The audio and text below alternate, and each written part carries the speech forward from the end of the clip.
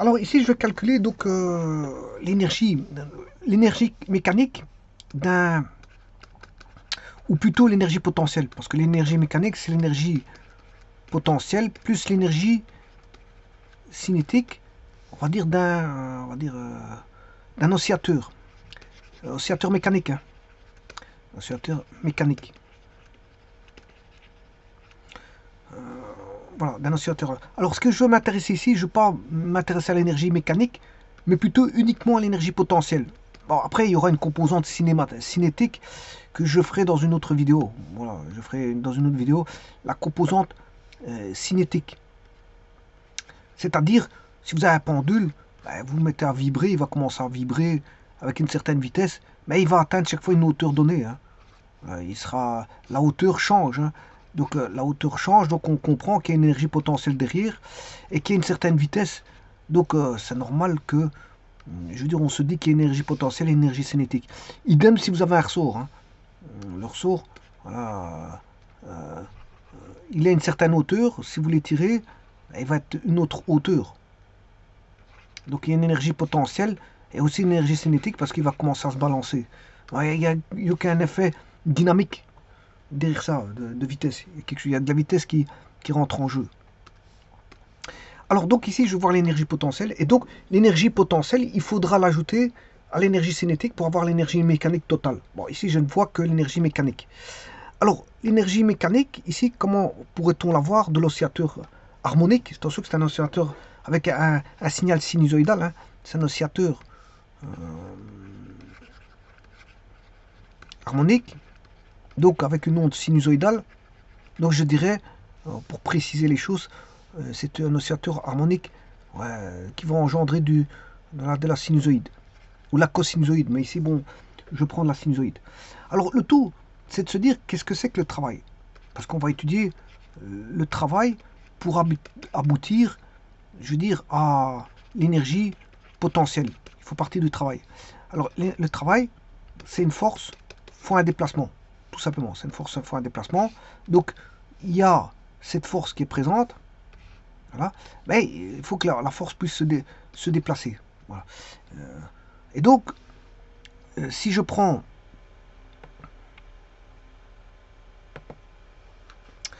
un oscillateur, le problème c'est qu'on aura W de t qui est dépendant d'une force variable multipliée par Y de t. Bon, ça pose un problème. Ça pose un problème.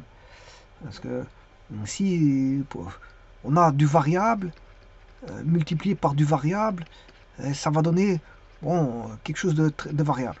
Bon. Alors, pour éviter ça, on va simplifier la chose. On va rendre ceci constant. Alors, pas n'importe comment. Bien sûr, on va rendre ceci constant. On va dire que voilà, mais pour des travaux très petits. On va considérer qu'on a une force constante pour des éléments de travaux DW. Voilà. Donc on a et là ça sera valable parce que j'aurai une force constante puisque je considère un intervalle très petit DW. Dans cet intervalle, je dis que la force est constante. Alors si la force est constante, ben, on aura toujours le signal variable Y de t et ça, on aura bien sûr un élément DW. Là, je peux le considérer comme étant constant, étant donné que DW est tout petit. Et donc, si je prends le cas voilà, d'un ressort à pendule, ben, si on va dire que l'allongement va passer. Enfin, je m'excuse, un ressort. Je prends un ressort, pas soit je prends le pendule, soit je prends le ressort. Si on a un DW, c'est-à-dire un élément infini, très petit de travail provoqué par une force F constante dans cet intervalle de travail donné, de DW, eh bien ça va provoquer un allongement qui va passer de Y à delta, à Y plus delta Y. De Y à delta Y.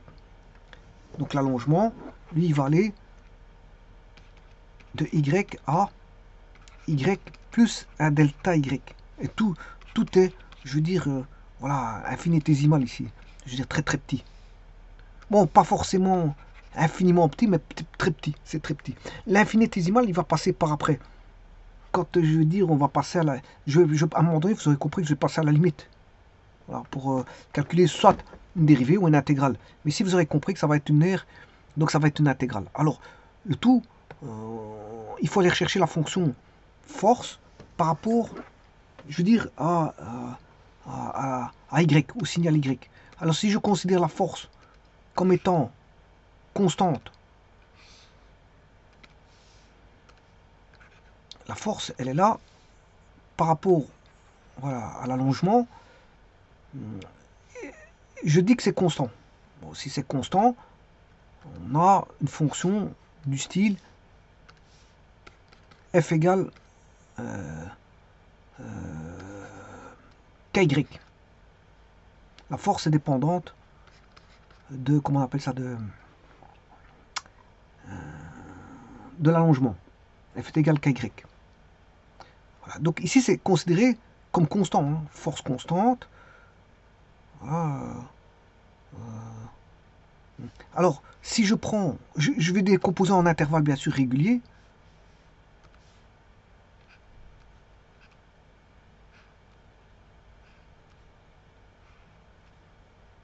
Bon, il faut que je sois le plus régulier possible.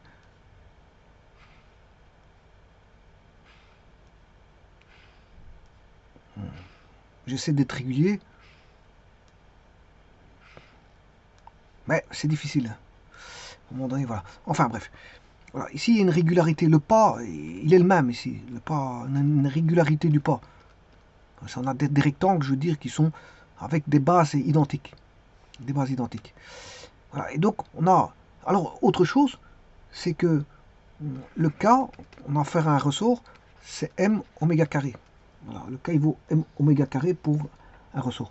Et donc là, on a, vous reconnaissez la loi de Hooke avec l'allongement est proportionnel à la force, est proportionnel.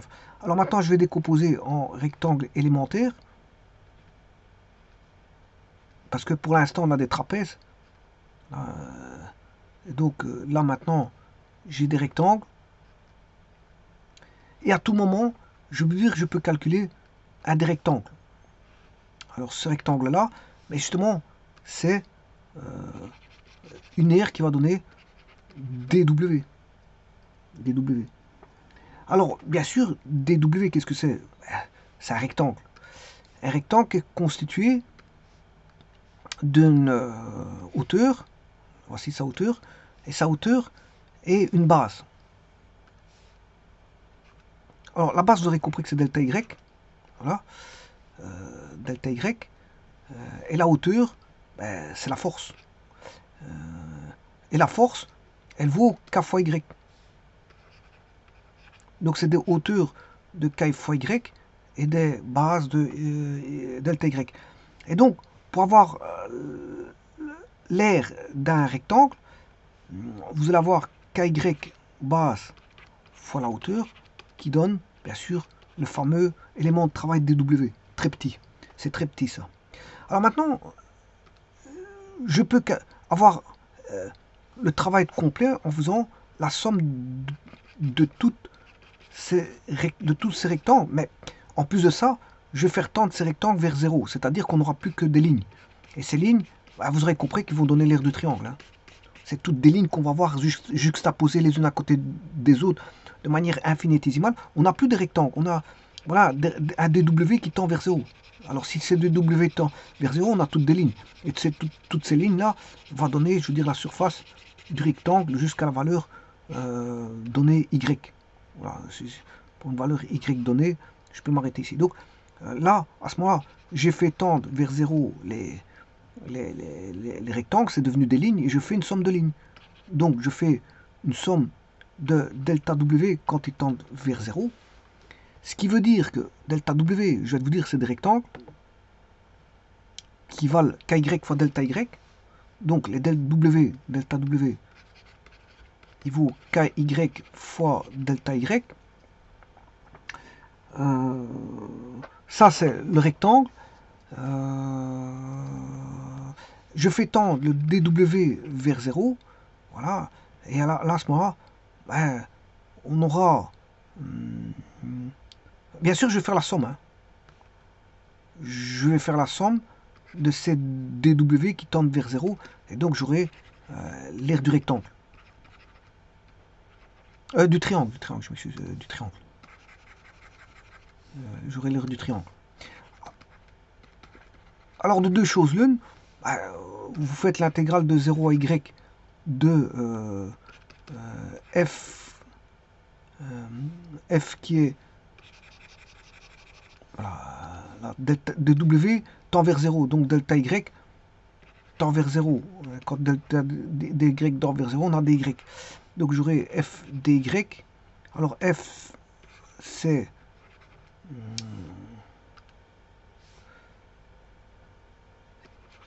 ky dy.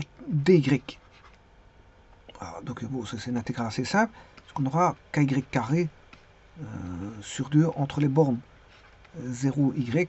Donc vous allez trouver ky carré sur 2.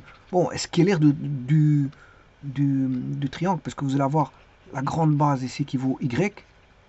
Voilà, y fois la hauteur qui vaut ky. Donc on aura ky fois y, ky carré, le tout sur 2. Donc c'est bien juste. Donc vous voyez, l'air, ça vaut ça. Et là, en ayant ça, ben, j'ai plus delta W, mais j'ai la somme des deux W qui tendent tous vers 0, donc j'ai W. Voilà, j'ai le travail. Je possède le travail. Donc le travail, il vaudra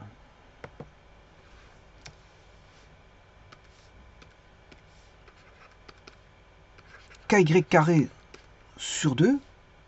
Voilà pour un ressort, hein, un ressort avec une masse M qui est dessus.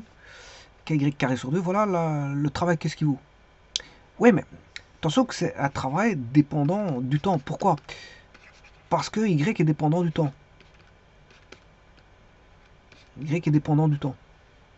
Alors que vous, Y de t, ben, c'est un signal harmonique, à sinus oméga t. Alors ici, je mets, voilà, avec une phase initiale nulle.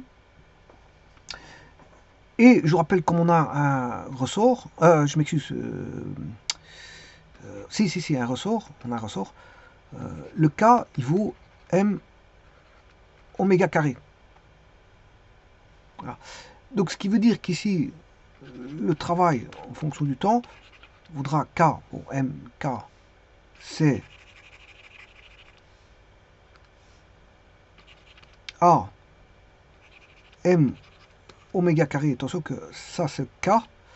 Après vient le A carré, puisqu'on a Y carré de T, A carré, sinus carré oméga T.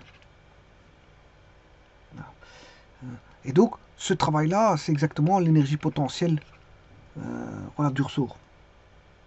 C'est l'énergie potentielle du ressort. Donc, vous voyez que bon, c'est pas difficile de trouver l'énergie potentielle du ressort. L'énergie potentielle du ressort vaudra, il dépendra de la masse, bien sûr, M oméga carré sur 2. Je me demande, j'ai pas oublié mon... Ouais, il me semblait que j'avais oublié mon demi ici.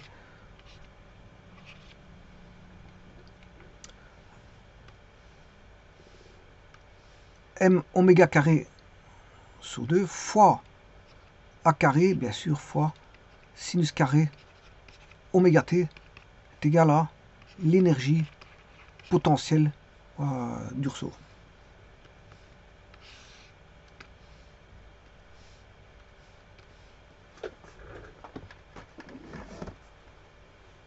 Après, il y a quoi une énergie cinétique à rajouter? Bon, je la calculerai dans une autre vidéo. Et puis, l'énergie mécanique sera la somme des deux. L'énergie potentielle plus l'énergie cinétique. Donc, vous voyez qu'elle dépend de la pulsation, donc de la fréquence, voilà, du signal oméga, du signal y de t, donc de, on va dire, l'élongation, hein, elle dépend de de la fréquence de la pulsation et de la période de l'élongation, mais elle dépend aussi de l'amplitude, cette énergie potentielle. Plus l'amplitude sera grande, et plus l'énergie potentielle sera grande. Voilà. Elle dépendra aussi de la masse et de la pulsation, parce que la pulsation, elle est même là.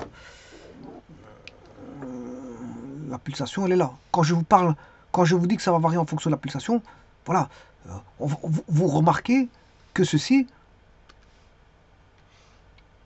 c'est ça, ça va dépendre de ça. L'énergie potentielle va dépendre de ça. Donc, c'est-à-dire, vous voyez qu'elle dépend de la pulsation, mais je dirais même plus, du carré de la pulsation. Il dépend du carré de la pulsation. Il dépend de la masse et il dépend de l'amplitude au carré. Donc, il est, voilà. Donc, on a un niveau signal, si vous voulez, l'énergie potentielle est un nouveau signal qui vaudra exactement, voilà, une amplitude que je vais appeler, je sais pas comment est-ce que je pourrais appeler cette amplitude-là. Bon, on va l'appeler le travail voilà, en fonction du temps, qui est égal à l'énergie potentielle ici. C'est l'énergie potentielle de hauteur. C'est égal à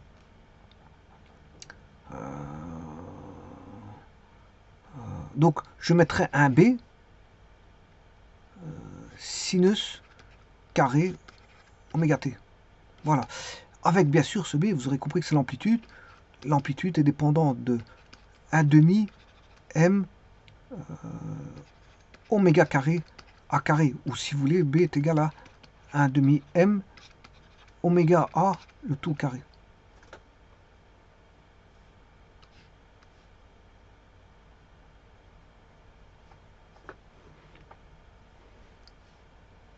Donc attention que cette énergie potentielle va dépendre de la masse,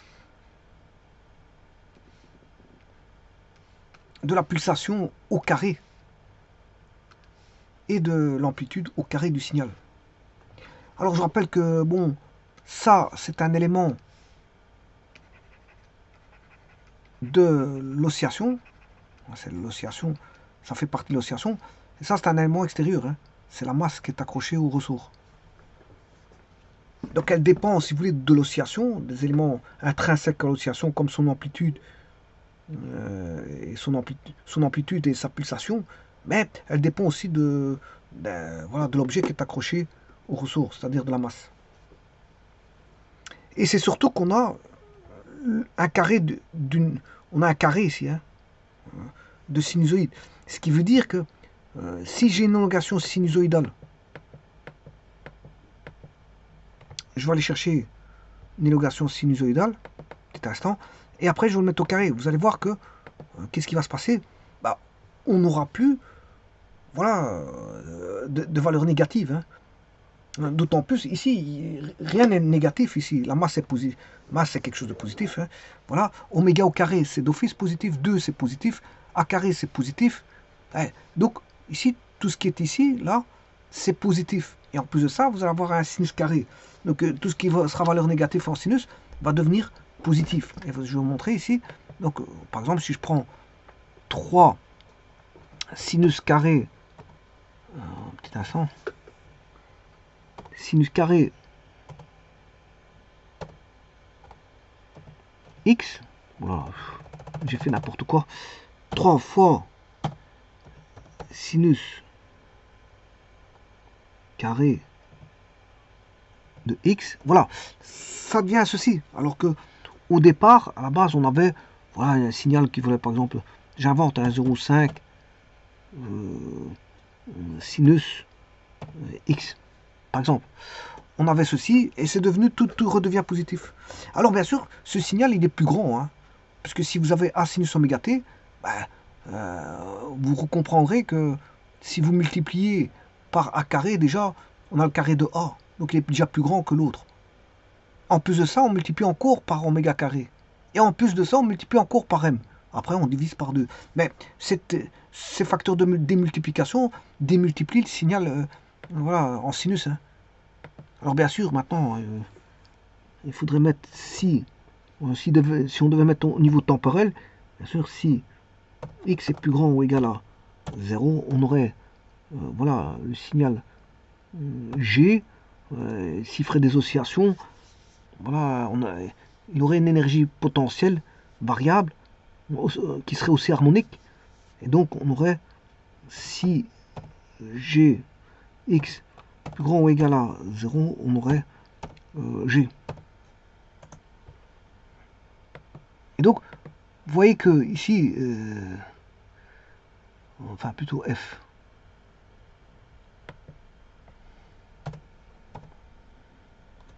Voilà. Vous voyez qu'il y en a un qui bon, est un signal harmonique sinusoïdal oscillatoire, d'accord, mais l'autre, il est positif. Hein.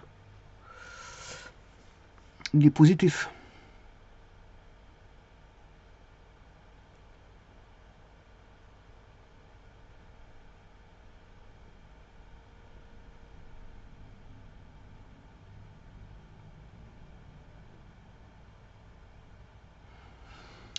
On a du positif.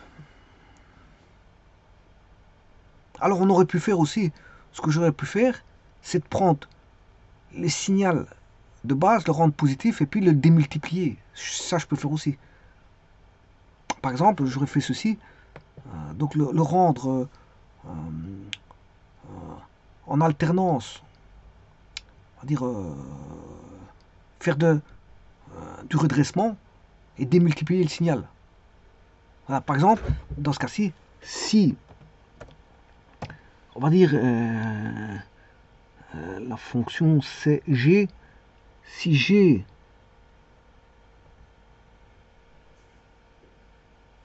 bon, g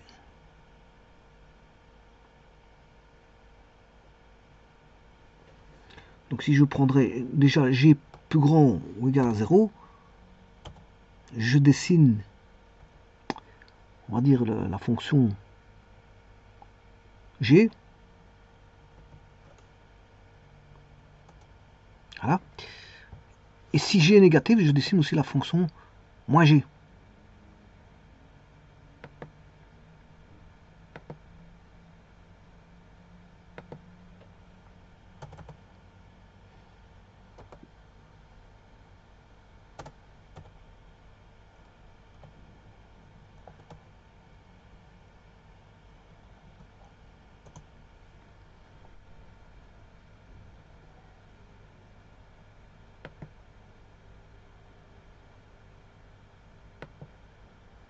Je vais dupliquer celui-ci.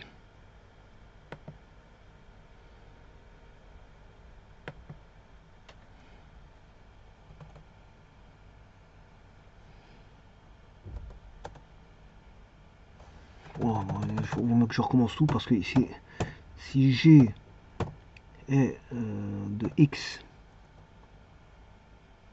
plus petit que 0, bah, je vais mettre moins g. Voilà. Et là, j'ai tout redressé. Et il ne reste plus qu'à, bien sûr, vous aurez compris, démultiplier par le facteur. Voilà, entre un facteur qui fera en sorte que j'aurai l'autre. Par exemple, ici, je vais regarder si c'est pas la division. Je vais multiplier tout par 3. 3 divisé par 0,5, ce qui fait, divisé par 1,5, ce qui fait 6. Donc je vais multiplier 6 par g de x. 6 fois g de x.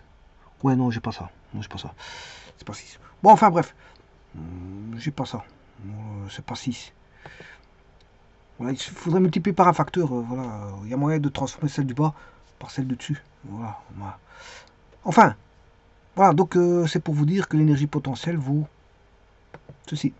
Je vous remercie.